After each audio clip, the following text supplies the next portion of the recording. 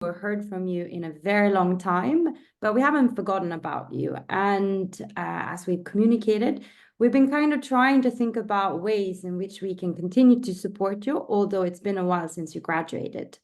And one topic that is, raised over and over again, of course, is how do you as entrepreneurs access that funding that will take your business to the next level? So I'm so excited to have two incredible speakers actually with us today. We have Jasna, who's the founder of Flourish, who was part of the Boost program a couple of years ago, and who has actually managed to raise some seed funding for her company. And then we have Vahagn, who is an impact investor for UNDP, but who has also established his own impact VC fund. And today, I hope to take you on a journey where we will learn about their experiences. And I would really encourage you all to be as proactive as possible. This session is for you guys. Feel free to ask questions in the chat, raise your hand. I really want to hear from you because you are the ones that could benefit from our speakers' experiences. Okay, so welcome. I realized there's actually one more update I wanted to share before we get started. And that is actually on the same theme. So we are launching another type of event called Boost Pitchback. So this is an opportunity for you to pitch in front of a panel of investors, experts, successful entrepreneurs, and receive live feedback. So a bit of a competition, but also a good opportunity to kind of get that feedback that maybe you don't receive. See if we can mute everyone. Sorry about that. So we will share an email, I think in 2 days, so you can register if you want to be part of this. All you need to do is submit your pitch deck. We will prep you, make sure that you're ready to pitch. And yeah, the rest will come in the next couple of days. So in the spirit of entrepreneurship, I want to actually have our speakers, do a bit of pitching for us. So Jasna, why don't you pitch yourself? Who are you and why are you here?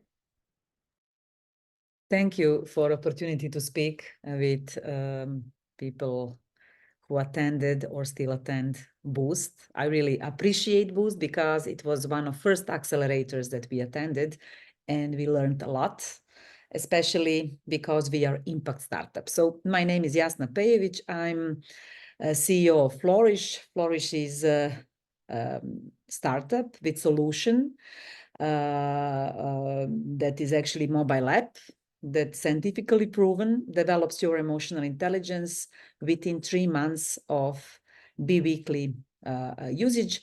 And we already impacted more than 5,000 people to increase their emotional intelligence, and emotional intelligence is connected with your salary level, with your health, and with your happiness.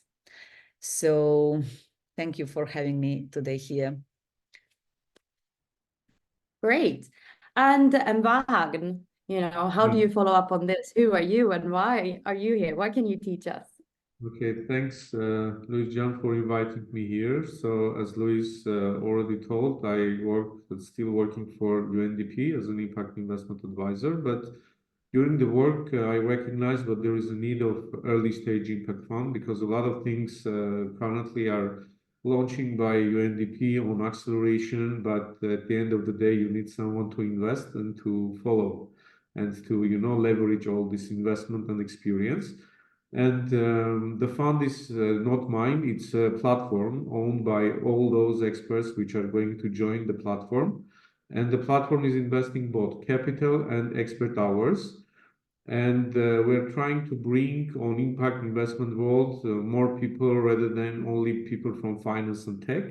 And we're inviting different people from education, assistive technologies, agriculture, to come and invest their time and a bit capital on that. So it's an impact investment fund targeting different social and environmental domains, and it's a kind of new innovative model. And hope we can help you with our advice, or maybe we may invest in your ventures. Why not? Happy to be Great. here. I really wish I had a business to pitch to you now, Vahagn. That was that was spot on. So we have about 30 minutes, so I'm just gonna dive deep into this and just wanted to again invite everyone to share questions and actively engage in this conversation. So I'm going to start with you, Jasna. I mean, we understand you've been part of the Boost program, you have this app, but what inspired you to be an entrepreneur in the first place? Actually, I was working in corporations more than or around actually 20 years. And although I was having very important roles, I was, for example, IT director in one big international telecommunication company. I was leading sales and marketing in the biggest insurance company in our region. But actually, it happened that over time, I started feeling like in a box. You know, I had a lot of ideas, but I couldn't develop these ideas in this environment, not because, you know, they were like a bad companies. No, it was great. They were great companies. But the thing was that my ideas was not for this business.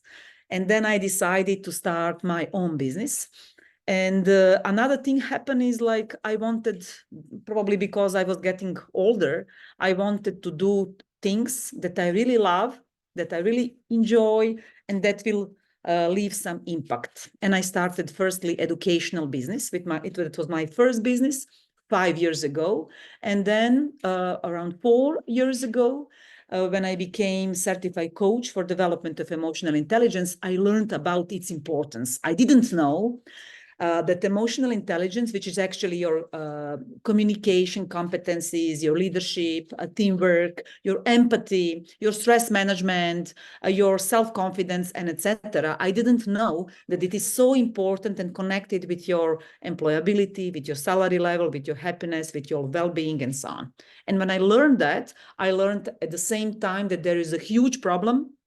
And the problem is that via classical trainings, you can't develop all these competencies in a real time and so effectively. And other thing is, if you work with a trainer or coach one-to-one, for most people in this planet, this is something which is not achievable. And according to World Economic Forum and according to UNICEF, competencies of emotional intelligence are among top 3 ranked group of competencies for your success. So that was something that had to be done. And I had mathematical and technical background, and I immediately knew that I can create digital coach. And that's how Flourish started, actually. And then we did it. You did it, exactly. I mean, knowing how experienced you are and seeing that there's true demand for this service, it makes me wonder, you know, why seeking additional financing or capital? What inspired you? Why did you need this capital to take your business to the next level? So at the beginning, you know, of course, it was not only me in my startup. I had at first like a co-founder that was my best friend with this almost same background with me and with very same values. But we didn't have funds to finance everything. At the beginning, we were financing our startup through different competitions. For example, we won a fund of UNDP Boost, and we got at that time $50,000, which helped us to finance a minimum viable product, for example. And we gained in different grants over 150,000 euros. So I would say that we were very active in collecting money. But the thing is that if we were competing and we were writing applications to obtain some money, we actually didn't have so much time to deal with our product, especially when we had it ready for sales. And at one moment, although I was reluctant to let investors in and to share our equities, because, you know, we wanted to have our baby only for ourselves. But I would say in some time, we realized that if we really want to grow faster, then we need money. And our motivation to start speaking with investors was like to free up our time to deal with strategy, to deal with sales activities, to deal with product development more than for example, writing material and applying to different grants. This is something that we still do, but now we are more picky, you know, because now we are not applying for each 2,000 euros or something like this because we don't have time, but still we are applying for some bigger funds as well.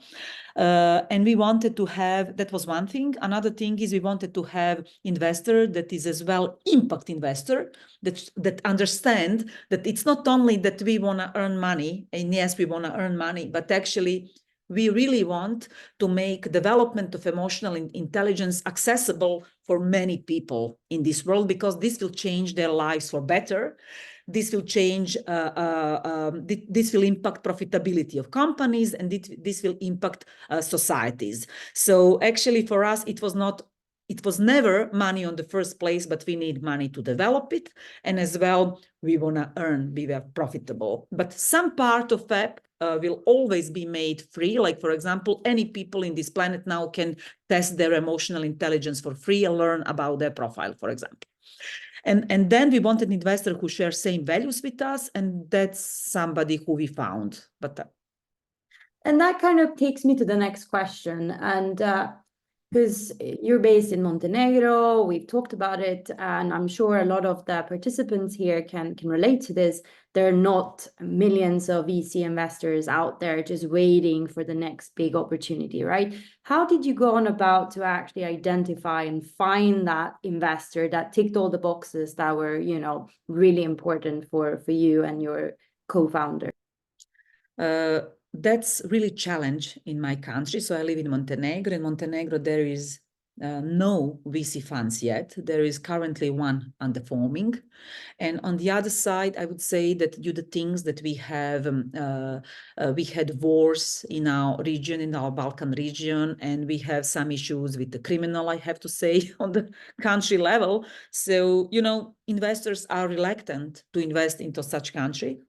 But what happened? We really have a good product. And our first pilot customer became our first customer, our paying customer, and they really loved our product. And this is a bank that exists in Montenegro, but actually it's located in European Union. And then they really decided that they will support us. At one side, it was because they want to have good public relationship activities. That's because they want to have an impact as well, and positive impact. But on the other side, they saw that there is, they believe that we will, let's say, flourish with our product. And from that cooperation happened that at the end they become owners, and that investment really helped us because we focused on sales activities, we focused on PR activities, we focused on building our product, and now we are selling faster. Now we got recognition in our region, and all these things are helping in good branding of our products, and we are getting much faster early adopters on board. And I would like to say that our first investor is having very good reputation, and they are willing to help us and open some door for us. So now we are even gaining some customers through recommendation that they gave us. That's really incredible. So your first customer basically became your investor and your supporter when it comes to getting new clients. Really, really, I don't want to say luck, but maybe a mixture between luck and skill, right? Exactly. And I would like to say something here. You know what I concluded? Because it happens so often that people tell me like, oh my God, you have a luck. But actually, we are really all working really hard. And I would say, yes, sometimes luck happen. But actually, if you are doing right things and you are really dedicating, then you are increasing probability of this lucky event at the end. Indeed. So this kind of brings me to you, Vahagn. As mentioned, you worked as an impact investor. You've probably seen this need, right? Can you explain to us why you founded your impact VC fund? You're based in Armenia, so perhaps you can also spotlight some specifics about the market in Armenia. Okay, thanks for question. Actually, I haven't got any grant yet from UNDP especially, but basically I love to call me like UNDP baked, because actually the experience working with UNDP give me this idea basically, and we understand together with our partners that there is a need of a new vehicle, a blended finance vehicle, which also care about impact. And we actually, our venture ecosystem is, I guess, more developed than in Montenegro, but still the model of making decision is basically followed by the financial return expectations. And it's really hard to change the mentality of venture investment, also to have a new angle, a new dimension. And my as an assignment working for UNDP, I supported structuring the venture fund, which is a big. It's not early stage; it's financing mature ventures. And at the same time, we have a lot of acceleration program, incubation program, and I personally was invited different times to be a jury there, a mentor, etc., even in the governmental acceleration program. And then I see the gap. So we have a lot of incubation, acceleration happening there. And when we have big funds, which quite not much interested in impact. And we understood that there is a need of an early stage impact fund, which care about both financial return and measurable social and environmental impact.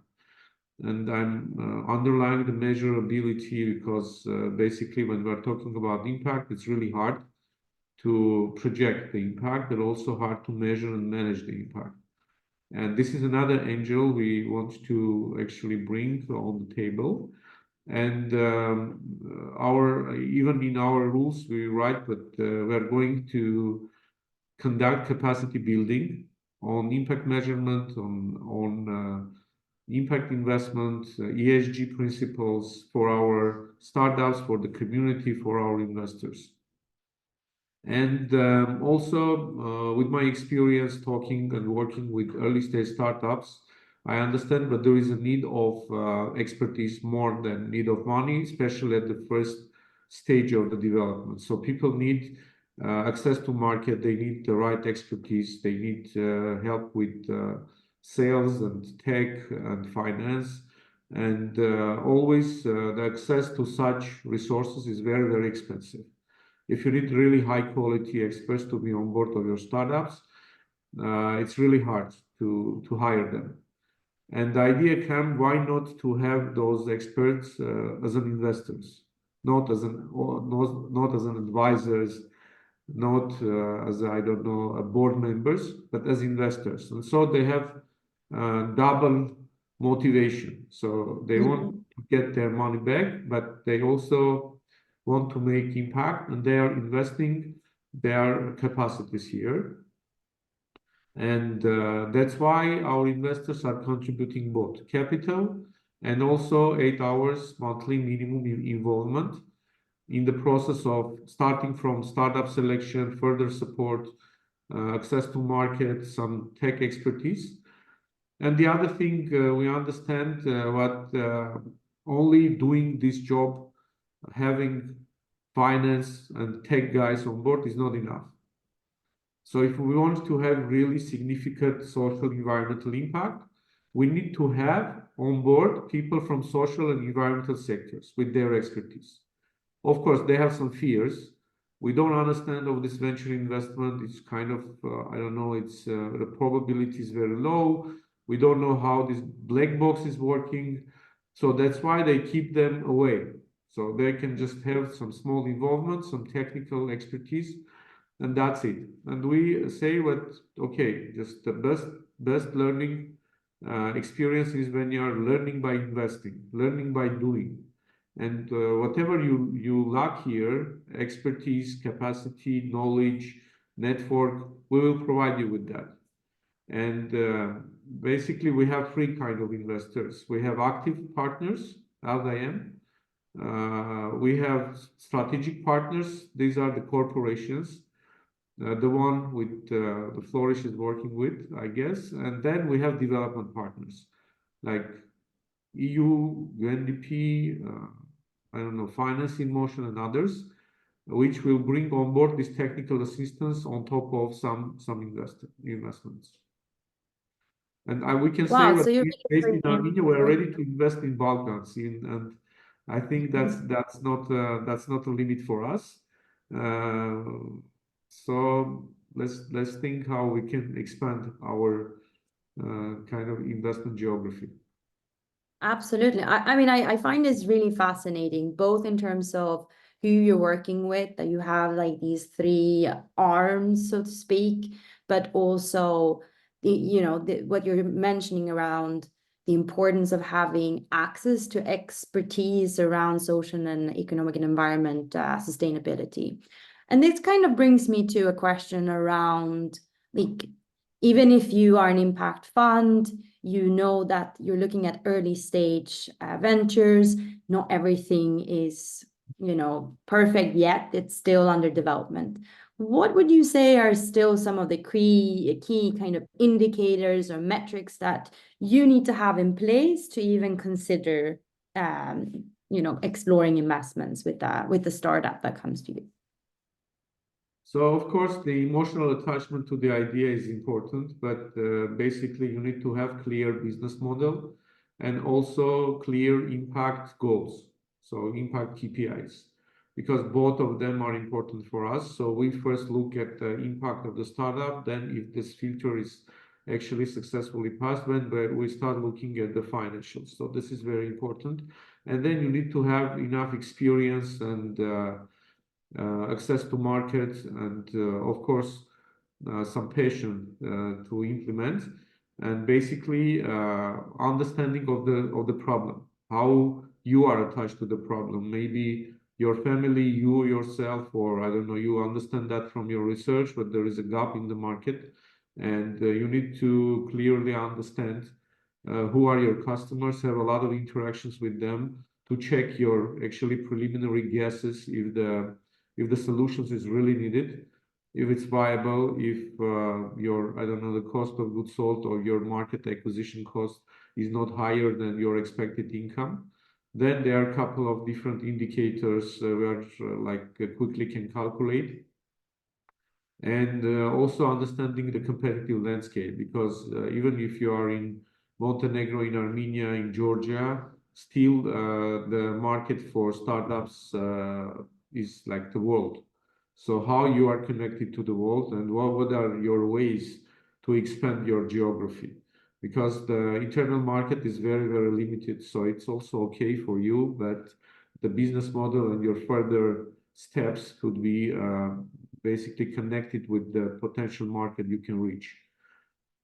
This is very important. That's why we have a couple of different initiatives. We're trying to connect the startups in Armenia or in other country with the market. So we have investors from Singapore, from Luxembourg, Switzerland, Canada, US, Armenia, and all of them, they are in the good positions in their corporations, basically, or their own businesses.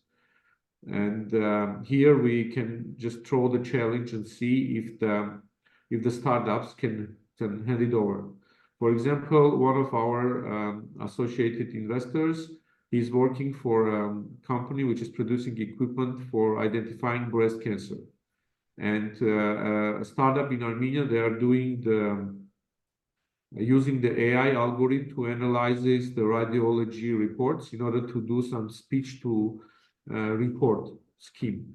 So now what we are doing, we're trying to connect them with each other, because the company our partner is working for, they need actually this kind of solution. So in case if they can solve the problem, so immediately we understand the exit. Otherwise, we prepare startup for the next level. We know how funds are operating. I also work for a US-based venture fund for a while in Silicon Valley, and also worked for private equity firms. And we know how to prepare the startup for the next stage. So because each stage, it's like pre-seed, seed, all of these funds are looking for special criteria. For example, most of them, they are looking for minimum viable product. They are looking for some traction. Actually, the traction is very, very important here. So if you can see, we need to be sure what the owner is really dedicated his time to the startup, and he see this path not for a short term but forever. And then because the life of the average fund is 10 years, and the first 5 years the fund is investing, and then the other 5 years they investing, they are doing these exits. And it's good for startups also to understand the mentality of funds and investors, what they are looking for, and then prepare themselves for a conversation and interviews with them. Brilliant. So I wanted to just say that if anyone is interested in asking a question, please raise your hands or post a question directly in the chat. I have 100 million questions always, so I don't need you to moderate, but I'm sure that maybe some of you would like to ask a question directly. In the meantime, I'm actually going to go back to Jasna and just quickly ask you, because you did mention before we were chatting, or before we started the event, that you're very busy, you work a lot. What has changed since you got this investment? Is there, do you notice any differences in how you work? I mean, you mentioned that you don't have to spend time on applications, but is there anything else that, anyone listening should be aware of? This happens after you receive an investment. Be ready. So actually, I was always hard worker, so it was not the problem ever. But, I would say that if you are going for startup, it's very connected with, it's like, sometimes I compare this like when you are pregnant, I have 3 children, but, I have to born this baby, this idea needs to be born and needs to be realized. And this is in one way a burden as well, because you are very emotionally connected with your idea and your vision, how it will be realized. And prior investment, I would say I had to work on my other business really a lot and then in my free time to work again a lot in order to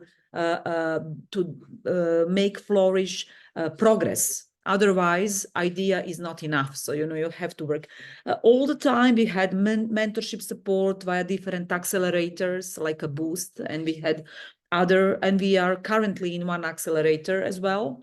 We always knew that we need mentorship help, but the thing changed when we got investment in a way that, okay, yes, I'm still working very hard and I'm dedicated, because you have to in this phase as well. You still don't have product that is like a mainstream, that is recognized. We still have a lot of things to resolve. Like, for example, currently we want to go, because there is a huge interest in B2C market as well. We have B2B product, and constantly we are getting questions, can I buy your app as individual? And we were not able to sell it. And then we learned that if we want to integrate with the App Store and Play Store to sell it, we can't do it from Montenegro, because our country, Montenegro, is among 3 countries in the world that is not integrated with Play Store and App Store in a way that you can sell product. You can put product there, but you cannot sell. For example, due to this reason, we are now opening company in Montenegro, in United States. So it's you always have to work a lot. It's not but on the other side, I gain a way, and that's actually that I'm gaining some salary from this investment, and this helps me to focus on Flourish like 150% of my time. And that was not the case like a year ago prior to the investment, because I had to provide money for food. I have to provide money for, you know, everything you need in your life. And on top of that, I had this baby, Flourish, that had to be born, and I was working on that like hell. So I'm less exhausted, I would say, and I'm really glad to hear that, because it definitely does sound quite exhausting. I see that Ali Haddad, please come in to raise your, or to ask your question. Yes, thank you. My question's to Vahagn. Sorry for the pronunciation, but my question is all about when you work with a couple of startups and you see the amazing social impact, but then when you reach a point that's you raising funds, and then the lead investors asking for reallocation. It's basically one of the biggest problems, especially for startups who's in Jordan, for many points, but basically because of some political, economic instability, because of lack of infrastructure or regulatory or legal constraint, and then the lead investor just asked for reallocation or opening in Delaware in order to receive the fund, and eventually basically moving the startups to either like Dubai or recently it's become Riyadh or Saudi Arabia. All the lead investors in our region, they ask, okay, if you want to receive the fund, you need to reallocate to Riyadh. How could we, as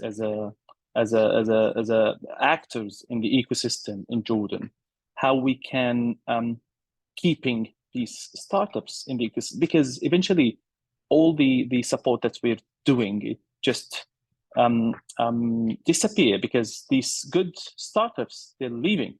So how we can handle such things and keep the relation with the investors and the VCs around? Thank you. Yeah, so actually, I just find out that in Montenegro it's really hard to, it's impossible to sell the products in the App Store. It's really it's surprising for me. I don't know what is the situation with the relevant infrastructure in Jordan. But for example, in Armenia, we have quite convenient ecosystem for startups, but still there are a lot of startups where actually open their companies in Delaware. It will give them access to the different markets. But still the engineering team is in Armenia. So most of them, they are like sourcing their engineers and the staff here in Armenia, because especially for the early stage, it's really hard to, immediately move to Delaware and then hire, like, I don't know, the same personnel with the same expertise in Delaware. It will be like 5 times or 10 times more expensive. So first of all, you need to show your investors that you have access to experts in your country. If there is an expert which you can hire in your country, and they will provide the same expertise with lower remuneration, of course, it's an additional competitive advantage. And basically, you also need to have some access to the local resources in the form of grants or other support or other kind of allocation from the government or from the international organization in order to keep yourself in your country. And with the impact funds, basically, these international organizations also providing funds like ours, like first loss capital or some other additional incentives. And I don't know what is the situation with Jordan, but you need to actually prove what financially it's more kind of stable to stay in your country, or the impact you are looking for, is more needed in your country. And this is kind of a balance, and you need to find the right investor. By the way, I think if they are pushing you out of your area of interest, it's not good. Basically, at the end of the day, they will push you to sell all your shares to other investors when you can find out that you have only 1%. And you are kind of out of the business, basically. So it depends on your expectations as well. So it's a dilemma, it's a balance. You should understand for yourself first what is important for you. You want to, have like diminish your impact and then increase your level of investment, or you want to keep the balance. And I think it's really very important to find the right investors. which keep you happy. And in all businesses, partners should be happy. Otherwise, it's a short-term kind of initiative, and one day you will have problem with the partner. And if we are talking about early stage investment funds, basically they're working like a kind of a private equity when they try to do more than just investing and just asking reports.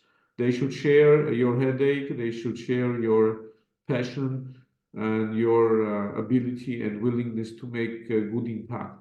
Otherwise, it's only one angel. And then we saw it with different startups when they have venture fund on board, and the venture fund are pushing them always for financial return and pushing them to sacrifice some of their values and concepts on the way, which is not good. But basically, for all of us, it's a very interesting, fascinating, but very hard journey, and we need a lot of support. Even the fund need the support, actually, to spread this word among other funds where impact is profitable. And if you ignore like environmental, social factors, it will bring you a lot of risks. And also, being in a country like Jordan, you should present your impact in a more systematic way, because I'm sure you can find funds which are very eager to invest in countries like Jordan. Thank you, Vahagn. And I mean, this is not an easy question to answer, and I also recognize that the situation is very, very different in the countries where you work. And I also did not know this about Montenegro. So, you know, I think you as entrepreneurs really have to be innovative and explore, and, you know, without losing what's really important to you. Time is running short. I wanted to ask a last question to both of the speakers, unless someone from the audience wants to come in and ask something. No final questions. So then, Jasna, Vahagn, what would be your recommendations for anyone who is thinking about or out there trying to raise capital? Short, you know, one thing that comes to mind. I think it's very important to find investor that will help you with next steps. So it can be opening doors for you at one side, and on the other side, to understand and support your vision. Because if they really don't understand why this impact is so important, they are not right investment for you. And I know that it's really tempting to take money because you need them for next steps, but it's like a marriage. You have to think about it more. So that's it. I like that comparison a lot. Vahagn. Yeah, I agree that initially you are doing engagement than marriage, so you need some time to decide if this is the right person to be with next like 2 or 3 or 5 years. And basically, in average, you need to actually approach 57 investors in order to get one. So try to keep the statistics and keep going. I mean, this is important, and believe that you are doing a good thing for the world, for people, but also don't overestimate yourself, and also try to keep the balance between finance and impact, because most of the people I approach, they are not indifferent to the impact, but also they need to understand your financial return. So try to keep the balance, and if you are impact first, then try to approach impact first fund. And if it's kind of equilibrium, then to find the right investors which value both, because at the end of the day, those funds are sourcing different blended capital from international organizations, and they'll also need to report what they invested in a country like Montenegro or Jordan or Armenia.